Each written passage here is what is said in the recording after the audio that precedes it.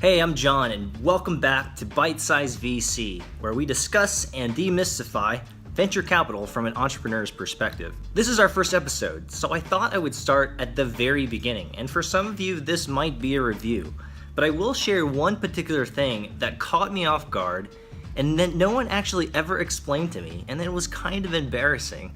Okay, let's pro-con this superhero thing. But I eventually figured it out. Now, venture capital is very simple.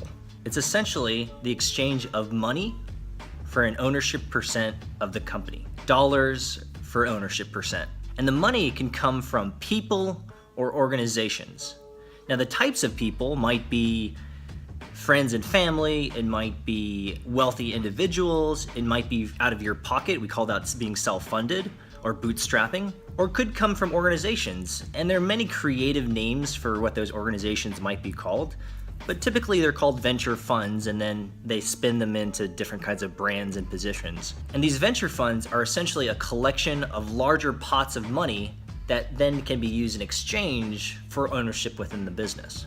And you are? Negasonic Teenage Warhead. Negasonic Teenage. What the Now, here's the thing that kind of got me a little bit confused, actually got me really confused, was that when I first started raising venture capital for my first company, people would ask me, hey, are you raising venture capital? And I would proudly say, yes, I am raising venture capital. And then they would say, so where are you raising from? And I would say, well, I've just started out, so I'm raising from friends and family. And then someone would give me a very puzzled look, and then I would give them a puzzled look in return. And this is because for some people, VC or venture capital is related directly to venture funds or organizations, whereas angels or high net worth individuals or family and friends or bootstrapping is not considered VC. Semantics aside, anything within the world of exchange of money for ownership in the business is considered venture capital. In fact, venture capital also includes bootstrapping and self-funding because you're using your own venture capital money to fund the business, even though it's not from anyone else. The way that I see the world and the way that I use venture capital, that terminology, is anything, which includes self-funding, it includes angels, it includes friends and family, it includes organizations and institutions, and venture funds. So when someone asks me now, being a little bit more experienced, are you raising venture? I just say yes.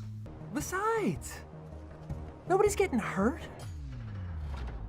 And then we get into a little bit more of the specifics, like I'm bootstrapping, but I plan on raising a small friends and family round, and then I'll get a seed round or seed series and yada, yada, yada, yada, yada, yada, yada. But we'll get into more of the specifics of kind of trajectory of financing a little bit later. But you see, that was pretty important for me, especially early on, is I was just trying to get a grip of what venture capital meant. And when some people meant VC, they meant specifically venture funds, and while others meant friends and family, or kind of a much broader stroke of the word VC, I was confused. And so, I don't know, that was kind of embarrassing to me, but no one actually ever explained that to me. So this concludes our first bite-sized VC, but stay tuned, we're gonna get into much more of the nitty-gritty of where we go from here in regards to the people, angels, organizations, ownership, even motivations. So stay tuned, but of course, bite-sized VC, small chunks, digestible, usable pieces of information around venture capital, especially for the entrepreneur. I will see you next time. 4 or 5 moments, that's all it takes to be a hero.